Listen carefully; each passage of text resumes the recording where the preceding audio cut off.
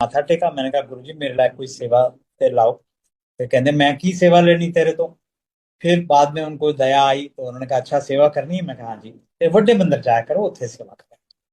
संगत जी वहां रोड्स भी अच्छी नहीं थी।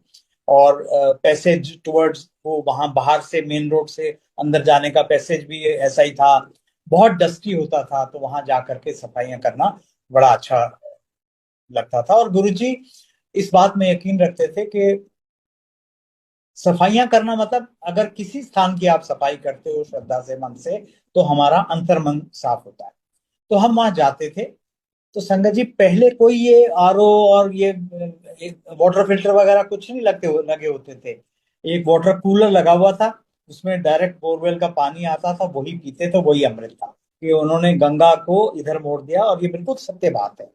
लेकिन ये तो ठीक है, अब क्योंकि कई लोग वहम करते हैं, कुछ करते हैं, तो गुरुजी ने उनको मन रखने के लिए उन्होंने कहा अच्छा। किसी ने संगत ने कहा गुरुजी ਇੱਥੇ आरओ लवा दी है। उन्होंने कहा ठीक है भाई लवा दो। ਤੁਹਾਡੀ अपनी तसल्ली वास्ते है।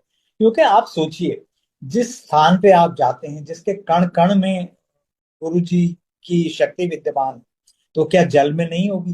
बिल्कुल जल में भी होगी। तो हम तो वही पानी पीते थे। और मेरा ऑफिस भी एम्पायर स्टेट के बिल्कुल पीछे ही होता था। और मेरे उन दिनों इतना काम नहीं था, तो शाम को 5 बजे, कभी 4 बजे, 6 बजे फ्री होके बड़े मंदिर चले जाना, उठे सफाइयां करनी। और रंगोली विशेष पसंद थी गुरु जी को। से ही आप सीढ़ियां चढ़ के ऊपर बड़े मंदिर के हॉल में प्रवेश करते हैं, तो जो बाहर जो थड़ा सा बना हुआ है, उस वहां पर एक रंगोली बनी हुई। और ऐसी मान्यता थी उस रंगोली की, गुरुजी के शब्दों में ही, कि उस रंगोली के ऊपर जो कोई जाके कपल बैठ जाता था, they would get blessed with a baby, boy और गर्ल और वॉट। तो वहां की सफाइयां, बड़े मंदिर अंदर, मुझे याद है एक बार महाराज की बड़ी कृपा हुई, बाहर जो मूर्ति लगी हुई है फवार फाउंटेन के साथ, तो उसको स्नान कराने का भी मौका गुरुजी ने दिया। उसको अच्छे से स्नान कराया, पहले जल से, फिर दूध डाल के।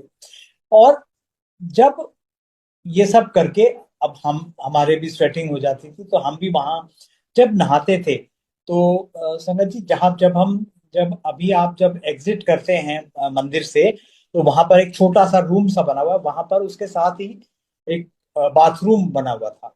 ओपन बाथरूम था, जिसमें पर्दा लगा के हम सब नहाते थे। और बड़ी मोटी पाइप होती थी, उसका पानी जब अपने शरीर पर डालते थे, तो आप ये सोचिए, मई जून जुलाई की गर्मी में भी वो पानी एकदम डायरेक्टली आप अपनी बॉडी में नहीं डाल सकते थे, इतना ठंडा होता था। और वाकई ऐसा लगता था कि हम हरिद्वार या ऋषिकेश में जाके गंगा स्नान कर रहे हैं।